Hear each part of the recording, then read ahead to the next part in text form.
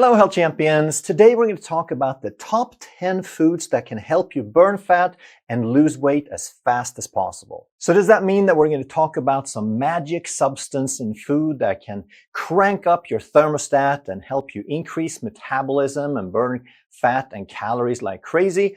Or is it about eating low-calorie foods that will help you create a calorie deficit and burn fat that way? Well, it's neither, and it's a little bit of both. And I'm going to try to help put that in perspective for you. So what about calories? Is it about counting calories and eating low-calorie foods? No, not really. But calories is a measurement of energy and how the body converts food to energy. It's a quantity measurement. So at some level, we have to use more energy than we put in. We have to burn more energy than we put in. But it's not enough just to look at that, because reducing calories create hunger and deprivation, and we can't sustain that. So these foods also have to make you full, but not only that, after you eat, they also have to keep you full for a good while. Because if you get full, but then you're hungry an hour or two later, that still doesn't fix the problem for us. And we also have to come up with something that's sustainable, a diet or a set of foods that we can keep eating for the rest of our lives, because otherwise we've just created a temporary solution. So rather than talking about calories or low-calorie foods, we're going to talk about quality of food, the type of food that gets the job done, that satisfies the requirements of the body. And also, this food has to promote and maintain hormonal health. And what we're talking about primarily there is insulin, because weight gain and fat storage is created by insulin, and stubborn weight and long-term weight gain is insulin resistance, which is chronically high levels of insulin. And when it comes to insulin resistance, there are two variables or two sides of that picture. And on the surface, they may look like the same thing, but I'm going to clarify that. So on the one hand, we have to make sure that we don't increase insulin resistance. And on the other hand, we have to increase insulin sensitivity. So it seems like that's kind of the same thing, but it's not, because not increasing insulin resistance means that we're avoiding doing all the things that create insulin resistance. Whereas when we increase insulin sensitivity, those are little tricks and little types of foods and chemicals and chemical messengers that can actually make the cell behave more insulin sensitive. So on avoiding insulin resistance, what we have to do is we have to stop eating all the foods that create insulin resistance, like sugar and white flour and seed oils and processed foods and anything that causes overeating. And when we're talking about increasing insulin sensitivity, I'm going to go through that in some more detail here.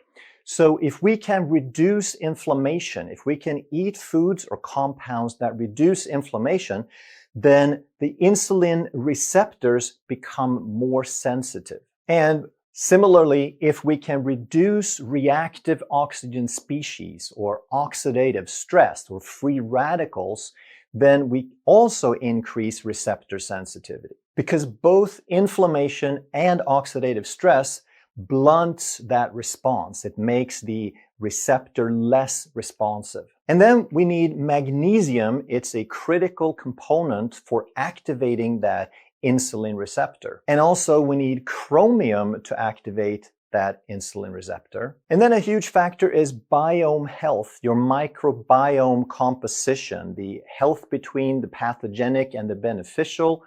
And if you have an imbalance and a dominance of certain bacteria, then that can affect the insulin signaling in the body. So you actually become insulin resistant based on the balance of your bacteria. I've talked before about apple cider vinegar as something that actually increases insulin sensitivity as well. And then by eating the right types of omega-3s, and of course enough omega-3s, we improve the quality of our membranes. If we incorporate more of the EPA and the DHA in the cell membrane, that membrane becomes more fluid, more flexible, and that improves signaling and it increases that insulin receptor sensitivity as well. It helps it work better. And while all of this stuff is super important, it's not as important as avoiding the sugar and the processed foods and the fast foods and the junk and the chemicals and the toxins, because it would be like having a carpenter come over to your house while a bulldozer is trying to tear it down at the same time. The carpenter is not going to be able to offset what the bulldozer is doing. So the first type of food is meat, and here we're including fish, fatty fish like salmon and sardines, which have protein, omega-3, and a fair amount of vitamin D. We have grass-fed beef, which we could argue is maybe the most satisfying food that there is. And if we just had to pick one single food to live on for 3 months, I would say that grass-fed beef would be the one to do it. Besides having a lot of nutrients and a lot of good quality protein, it also has about 100% of your recommended daily allowance of zinc in a normal to large steak, like an 8-ounce or 250-gram steak. And then we have poultry like chicken, turkey, and duck. And just like fish and beef, it is very satisfying. It's very filling. It has some good fats. It has some good quality protein. But with poultry, we really need to make sure that it's pasture raised, because while it's relatively easy to find grass-fed beef and wild-caught salmon and sardines, it's more difficult to find good quality poultry because so much of it is mass-produced. And if the birds didn't have a healthy life living outside, eating worms and grass and picking things and having sunshine like they're supposed to, then the meat is not all that healthy either. And one thing that you might hear a lot about, I'm going to talk more about it later, is that all of these foods have approximately 20%, like 18 to 25% protein in them. It's a very protein-rich food. And protein is what's called thermogenic. It means that it's very difficult. It uses a lot of resources and energy from the body to break it down. So if you eat 100 calories of protein, then you're actually using 20 to 30% of those calories to process the protein and get energy out of it. Number 2 is nuts and seeds. And here we have things like pecans and macadamia. We have walnuts and almonds. And all of these are great. I would just warn a little bit about almonds because it has some chemicals in it that people tend to develop sensitivities to if they eat too much. So having a few almonds here and there is usually not a problem. But if you go low carb and you start substituting almonds for a lot of starchy flours, then you're going to maybe get too much almond. And anything that you eat a lot of, you tend to become sensitive to. And almond, I see a lot of that happening. And on the seeds, we have flax, chia, hemp, and pumpkin as some examples that are some of my favorites. And all of these foods have a lot of protein, a lot of fat, a lot of fiber. And especially with the seeds, they have soluble fiber, especially the flax and the chia. And what that does is if you grind it or you chew it or you dissolve it in water, it absorbs a lot of water. So it becomes very bulky and very filling. And then they contain omega-3 fatty acids. They don't contain EPA and DHA like fish oil does, but they contain an omega-3 called alpha-linolenic acid that can be converted in some percentage into the same fatty acids that we have in fish oil. And it's walnuts, flax, chia, and hemp primarily that has any significant amount of this omega-3. And omega-3 is a substance that will control inflammation. So if you're deficient in omega-3s, you're going to be high in inflammation. If you have enough, then your inflammation is going to go down. And that actually helps the insulin receptors become a little more sensitive. And then nuts and seeds are also very rich in minerals such as magnesium, zinc, manganese, and copper. And some of these are very important for energy metabolism. Number 3 is non-starchy vegetables. And here we have things like broccoli, cauliflower, and cabbage. We have asparagus, Brussels sprouts, we have bell pepper and onion, and the list goes on forever. I've done other videos on those. And then with even less carbohydrate, typically we have the leafy greens like lettuce, arugula, spinach, kale, and Swiss chard. And some people can have trouble reacting to some of these foods, like some of the non-starchy vegetables can have lectins if they're in the nightshade group, and some of the leafy greens like spinach will have oxalates, and there is a potential for some digestive upset in some people, so try to figure out which ones work best for you. So these foods give us a lot of bulk, they give us a lot of fiber, and they give us a lot of nutrient density without providing a lot of energy. They also contain a lot of minerals. So we have copper, magnesium, manganese, iron, potassium, phosphorus, and vitamin C, which of course is not a mineral but a vitamin.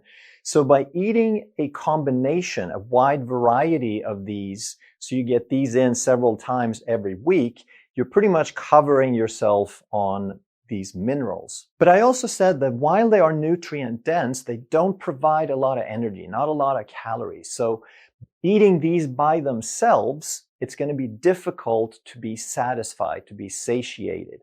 So you want to combine them with some type of protein, some more dense food, and you can also sprinkle on some healthy fats. If you don't have any type of meat, for example, they can still be pretty satisfying if you just add some healthy fat. Just realize you're not getting a lot of protein from these, which is okay if you eat the protein during the week at another time. Number 4 is berries. And here are some of my favorites, blackberries and raspberries. And 4 means that blackberries have 4 grams of net carbs per 100 grams of berries. So it's 4% net carbs. And they taste rather sweet, but they also have a lot of fiber to offset that. So we can get a lot of flavor and we can get a sweet treat without adding a lot of sugar. So even for diabetics and people who really need to watch it, these are excellent choices. And then we have strawberries at 6 grams of net carbs and blueberries at 8. And these are not the lowest, but I put them on top because they are the most common. You can find them just about anywhere at any time. Then we have things like mulberries at 6 grams, cloudberries, and gooseberries, which are both very popular in Sweden. And then we have elderberry at 7 grams. Also very popular in Sweden are lingonberries and currants. So there are black currants, red currants, and white currants. And all of these are quite low in sugar. So what you're getting from berries are you're getting a good amount of fiber, you're getting a tremendous amount of antioxidants, and virtually all of them are very rich in vitamin C. And all of these have less than 8% net carbs, with blueberries being the highest and some being even a lot lower than that.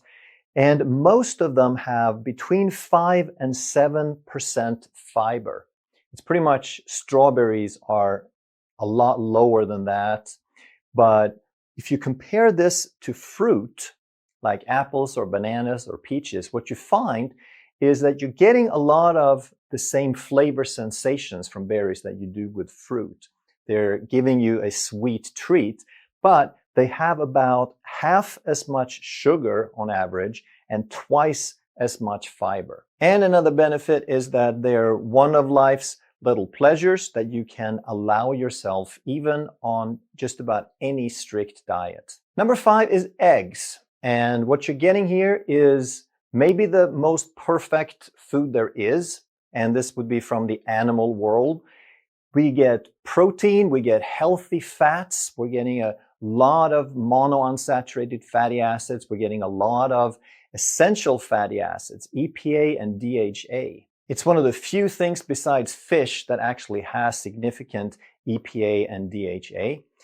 We're getting a lot of micronutrients like choline, B2, B6, B12, and folate, also known as B9. They're also very rich in some minerals like iron, phosphate, and selenium. And like I said, they're very rich in essential fatty acids, but it is critical that we get the quality eggs. And let me show you a little comparison here per egg between pasture-raised eggs and cheap mass-produced so-called conventional eggs. And also please note the difference between pasture-raised, as in raised on a pasture, and pasteurized, which means they've just been flash heated.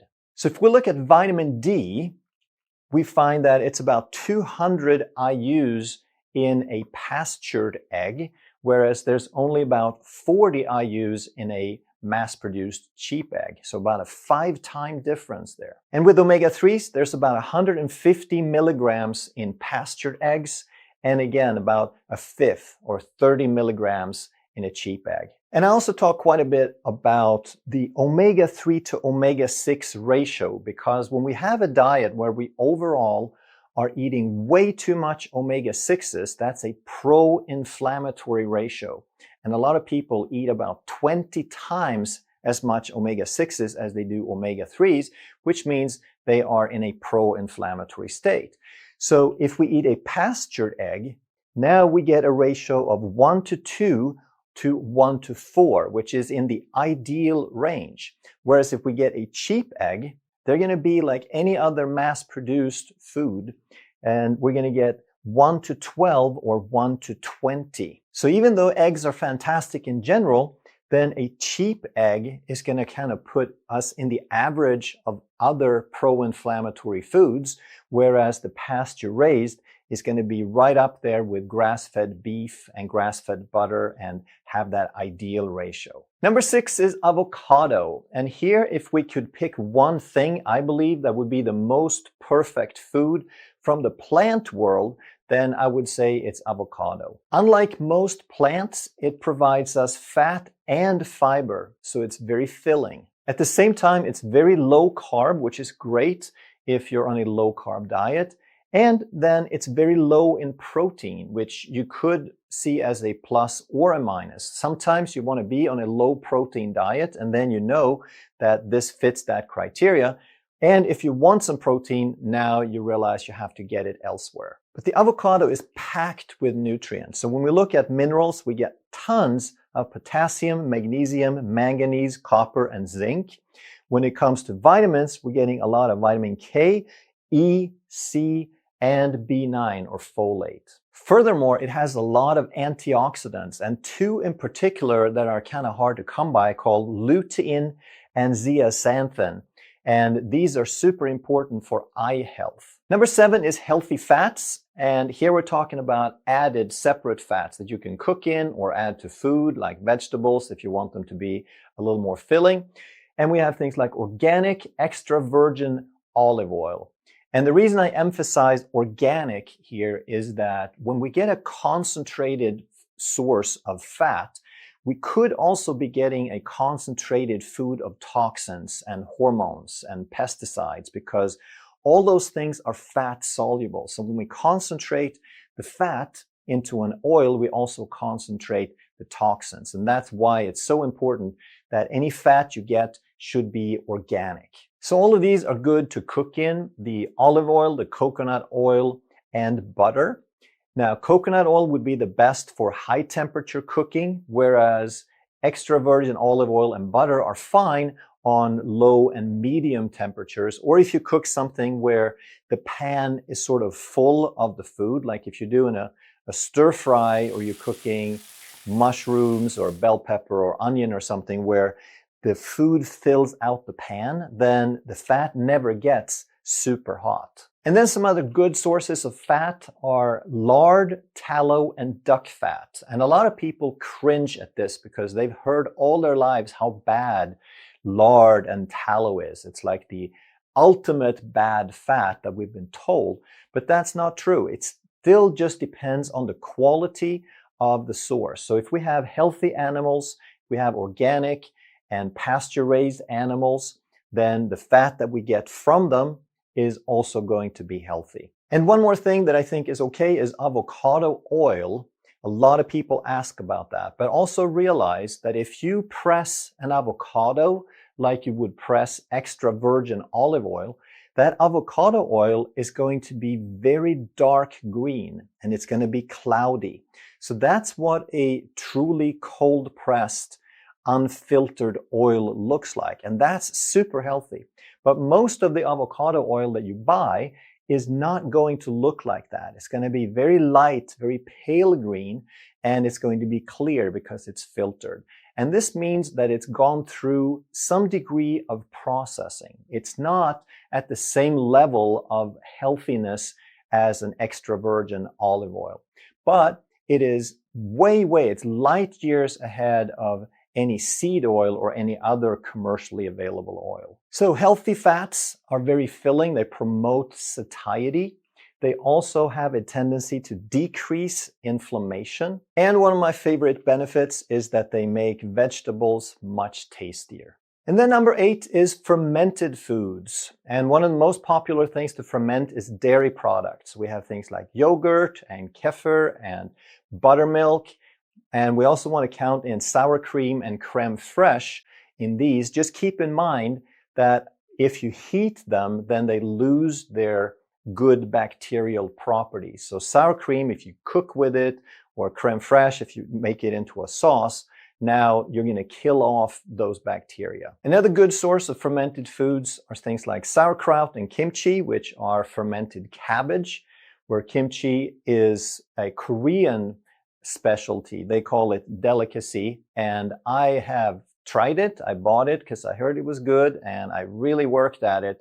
And I just can't make myself really enjoy that. But I'm sure if I gave it enough time, it might grow on me, as they say. Then there is natto, which is fermented soybeans. And besides those, there are lots of vegetables that you can ferment.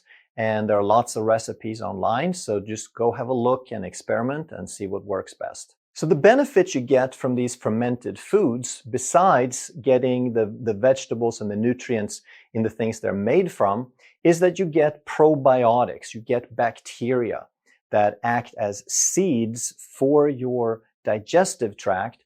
And whenever you send down good bacteria, now they're going to compete with the bad bacteria, with the pathogens, because there's only so much resources, only so much food for them down there. So if you send down some good guys, they're going to consume some of that food and become more plentiful, and then there is less available for the pathogens, so they outcompete them to some degree. And as a result, you can improve the overall balance in your gut flora, and you can reduce inflammation and irritation, because a lot of these pathogens are what's causing inflammation and irritation and toxic byproducts. And if you can reduce inflammation and improve signaling between these bacteria, now you can also improve insulin sensitivity. And I just want to emphasize this one more time, where your priority should be, because it's so critical. Should it be to not increase insulin resistance, which means to not eat the sugar and the processed foods, or should it be to try to find these little magic bullets that can help you improve insulin sensitivity? And I would say that if this is like 100% of your effort and your focus and the priority, then 80% of it should be in avoiding, making sure that you have already cut out the sugar and the starch and the seed oils and the processed foods, because otherwise there's nothing that you can do that's going to override that damage. And then you add in these other 20% that can really tweak and fine-tune the picture. Number 9 is thermogenic foods. And that means something that creates heat. So if you eat something and the body has to process it, or this thing does something to stimulate or initiate a process where you create heat, then you're burning extra energy. You're using extra energy. So if you like hot peppers, the heat compound, the thing that makes peppers hot, is called capsaicin. And if you eat something like 10 to 12 milligram of this hot compound per day, you're going to increase your heat generation. You're burning an extra 50 calories per day. And these peppers don't necessarily have many calories at all, maybe just a couple, but in eating them, they trigger certain things in the body that generate heat. And ginger will work similarly. So if you eat ginger about 2 to 4 grams per day, you will burn an extra 45 calories. You will generate an extra amount of heat. And then green tea and coffee will do the same thing. So if you have a few, 3 to 4, 3 to 5 cups of green tea or coffee, you can, with the tea, increase about 60 to 80 calories of heat expenditure, and with the coffee could be 80 to 150. Now, with those, I would be very cautious and point out that the reason that they have that effect is that they are stimulants. So they will also stress your body, and I think that would be a little on the high end of how much caffeine you want to give your body per day. And then we have MCT oil, medium chain triglycerides. And the medium chains, they're shorter than regular fatty acids. And we get these from coconut oil. So coconut oil has a wider mix, but a portion of coconut oil is MCT oil. So if you get coconut oil, you will get some MCTs, but with MCT oil, you'll get more of the shorter versions. And if you get 15 to 30 grams, 1 to 2 tablespoons per day, you can burn an extra 100 to 200 calories. And the reason is that these short chain fatty acids, they are not absorbed like regular fats. They're absorbed much, much faster, and they bypass the body's lymphatic system. And in doing that, we burn through them very quickly, unlike fat. So they give us quick energy, but they also tend to upregulate your metabolism a little bit. And then we have apple cider vinegar, which can improve a lot of different things. And if you have 1 to 2 tablespoons per day, you can increase your expenditure by 50 to 100 calories per day. And then I said I would get back to protein that I mentioned initially, because if you eat 100 grams of protein, then the thermogenic effect of that is about 100 calories. But I wouldn't go overboard on protein for that reason. I think you should get enough for what you need, but I don't think you should try to increase it, because that can unbalance other things, your microbiome for one thing. We need to eat enough, we need to eat moderate protein, but too much is not necessarily a good idea. And the reason that we get a thermogenic, a heat effect from protein, is that it's so much harder to break down. As much as 25-30% of the caloric value of protein is used up just processing through it. And for carbs, it's much less, and for fat, it's almost zero. And what that means, though, is that the protein that we eat, it's not really increasing the expenditure like these other things that we talked about, but it's just that we get less energy out of it. So I think you can have all these things in moderation if you enjoy them, but the ones that I would focus on would be the capsaicin, the ginger, the MCT, and the apple cider vinegar, because they actually create an increase of something. The others are like protein, like I said, it's just hard to break down, relatively speaking. And the coffee and green tea, they're stimulants, which is something that you don't want to overdo. And then I wanted to include one more category called functional foods. These are foods that have some other property that didn't really fit in with the others. And here we have bone broth. And bone broth is actually very, very high in protein. It's high in collagen. It's not like beef broth, which is maybe 2% protein. Bone broth can have 8 or 10% protein. And collagen is good for both gut health. It has a healing capacity, healing property. It supports the healing of the gut lining. And it is also great for satiety. It's very filling. And I want to mention apple cider vinegar again, because we said before that it can improve insulin sensitivity by various mechanisms, but it can also slow down carb absorption. So the carbs that you eat, if you're very sensitive to carbs and they tend to spike your blood sugar in any amount, then having some apple cider vinegar would smooth out that blood sugar spike. And it also is very acid, so it contributes to the stomach acid and the signaling, and it improves protein digestion. And in doing that, because the stomach is the first step of digestion, if you improve the first step, you're going to improve everything down below. So your entire digestive tract can actually benefit, including your microflora. So apple cider vinegar can help improve insulin sensitivity on many different levels. And then let's talk about another treat. In addition to berries, that's a nice treat, dark chocolate is another. But it needs to be 85% or more, because the other 15% is sugar. And if you use something like 50% cocoa, that means 50% sugar. And now that sugar is going to offset all of the positive benefits of that chocolate. And a lot of people think that 85% chocolate would be just way, way too dark. It's so bitter.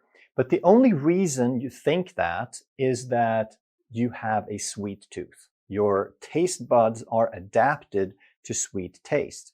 So if you manage to get sugar out of your life, and I've done several videos on that, then your taste buds will quickly adapt and you will actually to start enjoying 85% or higher chocolate. And what we get from dark chocolate is we get a lot of fiber, we get something called flavonols and polyphenols. And between these compounds, we get a stimulation of nitric oxide, which is a vasodilator. So we can improve circulation and we can support all these tissues, and that's going to help us in burning fat and also in all the organs that participate in metabolism. Furthermore, they will improve the receptor function, the receptor sensitivity, so the insulin receptors will work better. And these compounds will also help to reduce inflammation and oxidative stress. And all three of these, the fiber, the flavonols, and the polyphenols,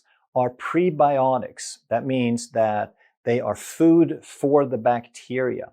And fiber is a more general food, but the other two, they're kind of more specific. So some of these beneficial bacteria can be a little hard to please. They're very picky eaters. But these flavonols and the polyphenols, they can be food for some of these species that are difficult to please, and we can raise the quantity of some of these bacteria that we want, but that are a little harder to improve. And these two phytochemicals have also been shown to improve mitochondrial function. And mitochondria, of course, are little things inside the cells that make all the energy that we use. So if you're going to burn through fat, that means you're going to use up that energy. All that fat is going through your cells, through the mitochondria, to turn into energy. And with healthier mitochondria, that's going to work better. And I know that was a lot of information, so if you'd like a summary, if you'd like the slides to follow along, I'll put a link down below where you can click and you can get your own copy of these slides. If you enjoyed this video, you're going to love that one. And if you truly want to master health by understanding how the body really works, make sure you subscribe, hit that bell, and turn on all the notifications so you never miss a life-saving video.